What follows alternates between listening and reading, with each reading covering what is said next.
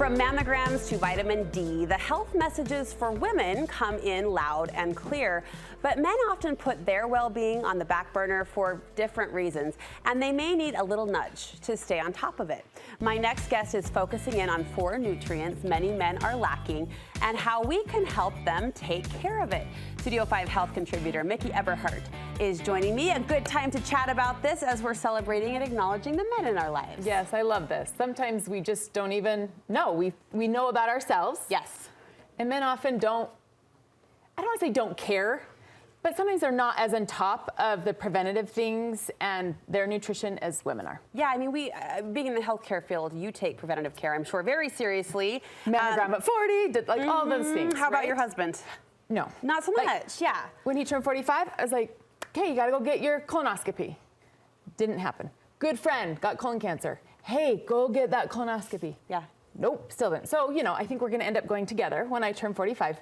But I think they work. Yeah. They're busy. They don't want to take time off to do that. Sure. And sometimes if you feel healthy, you don't think about it. You're not going to go. All right, let's quickly go over some of the things or the screenings that men should be Yes. doing. So between the ages of 20 to 39, that's when you say I should be sort of on blood pressure. Blood pressure, cholesterol screenings, if anything, Brooke, this is a time you want to create and establish a relationship with a healthcare provider. Because if I go in at 40 and these things are high, I don't know what the pattern has been for the past 10, 20 years. Yeah. So getting in to see those things and see if they're normal and establish that relationship. 40 things pick up.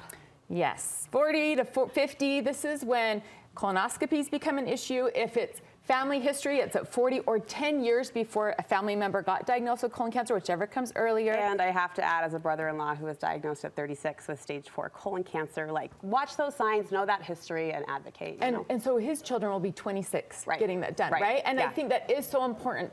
And then we have prostate, that's if there's family history of prostate cancer, that's 45. Otherwise, for most men, it's around 50.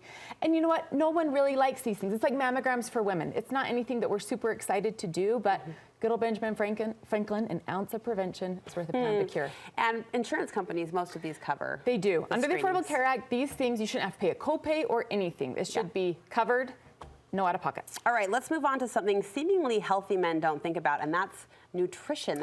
That's nutrients or the lack thereof. Women, we have our own multivitamins. We've got our array of cocktails that we take and hopefully eat, as you've taught us. But you've rounded up 4 nutrients you say men may be lacking and the reason why. Do you think men are less aware than women of these needs? Yes, less aware. I think sometimes it's just food is fuel to get through the day. I think sometimes we're not aware of what medications may interact and cause deficiencies certain places. So I think some are and some are not. Yeah. All right, so the first one on your list, potassium. This one surprised me. We don't hear a lot about potassium. I mean, eat a banana now and then, but... Right, and the thing about potassium is it makes our heart pump, it makes our muscles contract, and it helps us understand the words that I'm saying with our brains because potassium helps our cells utilize glucose. Now, okay, that just is happening, but what research shows is that men in general are only getting 60 to 70% of the amount of potassium that they should on a regular basis. And so our bodies can adapt, but where this becomes interesting is with blood pressure being a common ailment among adults, high blood pressure, an increase in sodium will make that blood pressure worse, and what helps bring that down is potassium. Naturally. So if we're not getting enough of those foods with potassium and our blood pressure is creeping up, we're kind of getting a double whammy there if salt is a big part of our diet. So this isn't something to supplement, so to speak, but just make sure, am I getting bananas, potatoes, avocado, beets, lentils, broccoli. Those are all things. Are they included in my diet on a regular basis? Yeah, I stopped at bananas, so thank you for that list. Bananas are delicious. Potatoes, broccoli, got it. Omega-3 is another nutrient you say many men need. Yeah, and this is overall heart health, right? And for so many other things, but heart disease is still one of those top takers of men and women. But so for omega-3, we want to really improve the heart health, the vasculature. And this is something that can be done by getting fatty fish a couple times a week. If we're not doing that, if we're not getting in salmon, we can still supplement with flax or chia seeds. You can also do omega-3 like supplemented eggs or things like that.